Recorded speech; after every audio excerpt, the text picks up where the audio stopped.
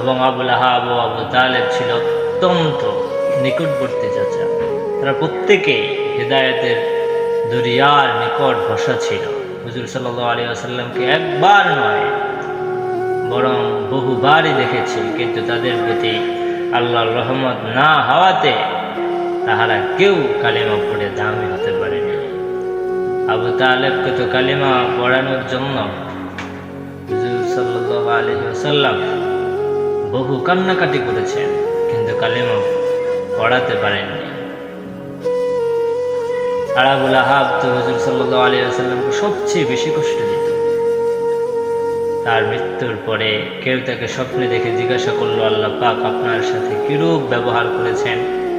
তখন আবুল আহাব ক্রন্দন করতে করতে বলল যে দুনিয়াতে আমি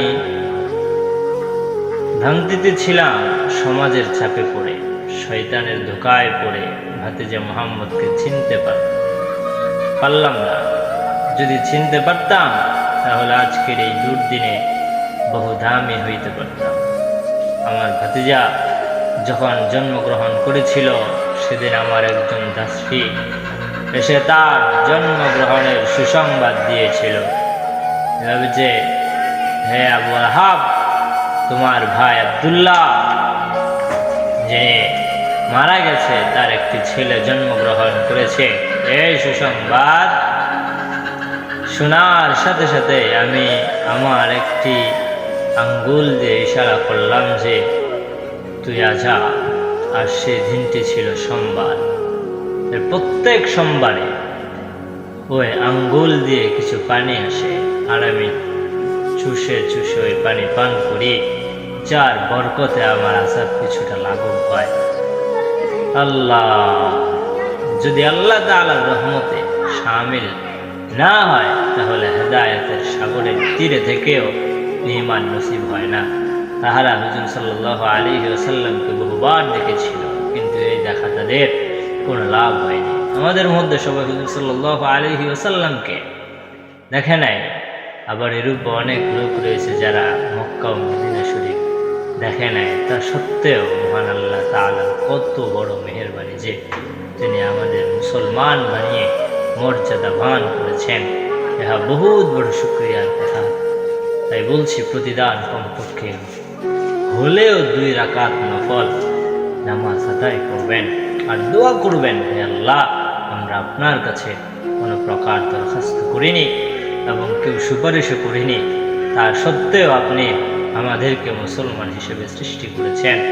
আপনি ইচ্ছা করলে তো পশু পাখি বানাইতে পারতেন, মাঠের ঘাস, পোকামাকড়, জোক ইত্যাদি বানাইতে পারতেন।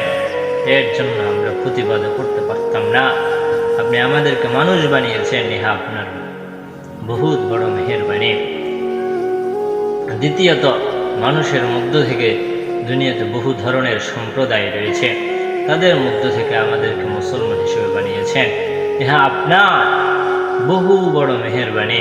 আবার আল্লাহ পাক এই দুনিয়াতে লক্ষ লক্ষ নবী ও রাসূল প্রেরণ করেছেন, তাহাদের মধ্যে থেকে নবীগণের সর্দার সর্বশেষ নবী হযরত মুহাম্মদুর রাসূলুল্লাহ সাল্লাল্লাহু আলাইহি ওয়াসাল্লামের উম্মত হিসেবে কবুল করেছেন।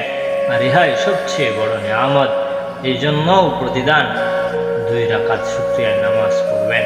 নামাজ পড়ার পর, কোরআন তেলাওয়াত করার পর, ওয়াজ নসিহত শোনার পর, মাতা পিতার খেদমত করার পর, দুরূদ শরীফ পাঠ করার পর শুকরিয়া আদায় করবেন এবং এই দোয়া করবেন, হে আল্লাহ, এগুলো আমি আমার যোগ্যতার বলে করতে পারি নাই, যদি তাই করতে পারতাম তাহলে নামাজ পড়ে না এর হাজার হাজার লোক রয়েছে, সুতরাং আপনি আমাকে নামাজি বানিয়েছেন, দুরূদ শরীফ পাঠকারী বানিয়েছেন, আমার কোনো যোগ্যতার বলে নয়, আপনার দয়া ও রহমতের দ্বারাই।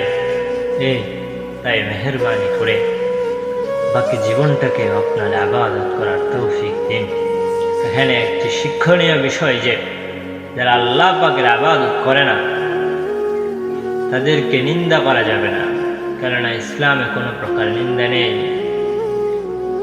বরং চিন্তা আছে। কাউকে কথা বলা যাবে না যে সে জাহান্নামী, তার উপর আল্লাহর গজব ও লানত অবতীর্ণ হোক, বরং এরূপ দোয়া করবে, হে আল্লাহ, আপনি তাদেরকেও আমার মতো নামাজ আদায়কারী বানিয়ে দিন। ওয়াজ শ্রবণকারী, মাতা পিতার খেদমতকারী ও দুরূদ শরীফ পাঠকারী বানিয়ে দিন। আর তা একমাত্র আপনিই করতে পারেন। কেউ এমন কথাও বলতে পারবেন না যে এ ব্যক্তি জাহান্নামী। কেন? কেননা জাহান্নামে দেওয়া বা বেহেশতে দেওয়া ইহা আল্লাহ পাকের কর্তৃত্বাধীন। যদি তিনি ইচ্ছা করেন যে অমুক ব্যক্তি জান্নাতি, তাহলে আল্লাহ তাআলা থেকে মৃত্যুর আগে এমন ভালো কাজ করার তৌফিক দিবেন, যার বদলে গুনাহসমূহ মাফ হয়ে জান্নাতে যাওয়ার কারণ হয়ে যাবে।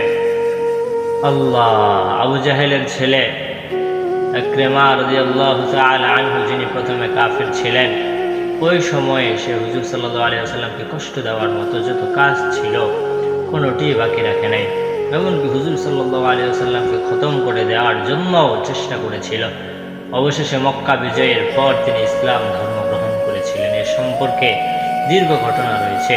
হযরত হামজা রাদিয়াল্লাহু তাআলা আনহু এর হত্যাকারী ছিলেন ওয়াহশী নামক একজন ব্যক্তি, অথচ তাহাকে সাহাবা বলা হয়। তাদের নামের সাথে রাদিয়াল্লাহু তাআলা আনহু বলতে হয়। তিনিও মক্কা বিজয়ের পর ভয়ে তাইফের দিকে পালিয়ে গিয়েছিলেন। কোরআনে পাকের আয়াত দ্বারা সাব্যস্ত যে অপরাধী যত বড় জঘন্য হোক না কেন, সে যদি মসজিদে হেরেমে প্রবেশ করে তাহলে তাকে শাস্তি দিও না। শাস্তি দেওয়া নিষেধ, কিন্তু এমন কতিপয় ব্যক্তিদের ব্যাপারে এর বিপরীত ফয়সালা দেওয়া হয়েছিল। যেমন কোরআনে পাকে বলা হয়েছে, তারা যদি হেরেম শরীফের মধ্যেও প্রবেশ করে তাহলে সেখানেও তাদেরকে হত্যা করবে। এই সব কতিপয় ব্যক্তিগণ আরব ভাষী ছিলেন বিদায় তারা এই ঘটনা শুনে পালিয়ে গেল।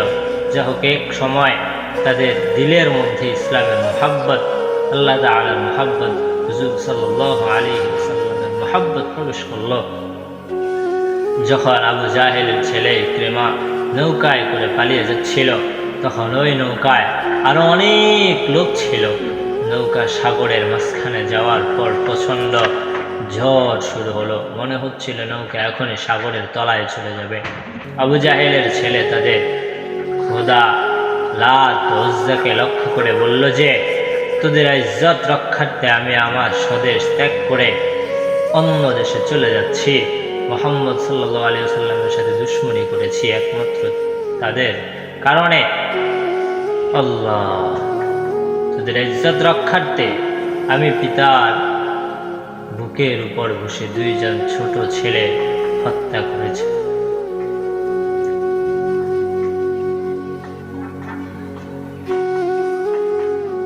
আমার পিতার বুকের উপর বসে দুইজন ছোট ছেলে হত্যা করেছে। এইসব কিছুর বদলায় মেহেরবানি করে এই কঠিন বিপদ থেকে হেফাজত কর। ওই নৌকায় একজন বৃদ্ধ লোক ছিল। সে বলল, আবু জাহেলের ছেলে, কিছু বলতে চাচ্ছি না, কিন্তু না বলেও পারছি না। একথা শুনে ইকরিমা বৃদ্ধ লোকটিকে বলল, কি বলতে চান তা দয়া করে বলুন। তখন বৃদ্ধ লোকটি বললেন, তুমি যে মিথ্যা খোদা লাত উজ্জাকে ডাকতেছ, তারা তোমাকে কখনো বাঁচাতে পারবে না। ইকরিমা খুব অস্থির হয়ে বললেন, তাহলে আমাকে কে বাঁচাবে, তাড়াতাড়ি করে বলুন। বৃদ্ধ লোকটি বলল, মুহাম্মদ সাল্লাল্লাহু আলাইহি ওয়াসাল্লাম যার সুসংবাদ দিয়েছেন, যিনি আরশের মালিক, তুফানের মালিক, আমার ও তোমার মালিক, যেই নৌকায় উঠেছি সেই নৌকার মালিক, তিনি বাঁচাতে পারবেন। তখন ইকরিমা বলল, সত্যি? বৃদ্ধ লোকটিও বলল, হ্যাঁ সত্যি। উত্তর পেয়ে ইকরিমা আল্লাহ পাককে ডাক দিয়ে বলল, হে মুহাম্মদের খোদা, আমি ওয়াদা করতেছি যে যদি আজকের এই ঘোর বিপদ হতে আমাকে বাঁচান, তাহলে যেদিকে যাচ্ছি আর সেদিকে যাব না, আবার মক্কায় ফিরে যাব এবং মুহাম্মদের নিকট আত্মসমর্পণ করব, কালিমা পড়ে মুসলমান হয়ে যাব। এই কথা বলার সঙ্গে সঙ্গে তুফান বন্ধ হয়ে গেল। আল্লাহর রহমত না হলে বান্দা কিছুই করতে পারে না। যা হোক, আবু জাহেলের ছেলে ইকরিমা আসতেছে, আবার তায়েফ থেকে ওয়াহশী আসতেছে। তারা আসতেছে সত্য, কিন্তু কেউ জানে না কি যাবজ্জীবন কারাদণ্ড হবে না ফাঁসির কাষ্ঠের হুকুম হবে। যেই মাত্র তারা সাগরের তীরে উঠল এবং হুজুর সাল্লাল্লাহু আলাইহি ওয়াসাল্লামের দরবারের নিকটবর্তী হলো, ঠিক ওই সময় আল্লাহ তাআলা তাদের তওবা কবুল করে আয়াত নাজিল করলেন। যেমন আল্লাহ তাআলা বলেন, কুল ইয়া ইবাদিয়াল্লাযীনা আসরাফু আলা আনফুসিহিম লা তাকনাতু মির রাহমাতিল্লাহ ইন্নাল্লাহা ইয়াগফিরুয যুনুবা জামিআ ইন্নাহু হুয়াল গফুরুর রহিম। ও নবী, আপনি বলে দিন, আমার বান্দাদের থেকে যারা নিজেদের নফসের উপর জুলুম করেছে তারা যেন আমার রহমত থেকে নৈরাশ না হয়। নিশ্চয় আল্লাহ তাআলা তাদের সমস্ত গুনাহ মাফ করে দিবেন। নিশ্চয় তিনি ক্ষমাকারী ও দয়াময়। আল্লাহ।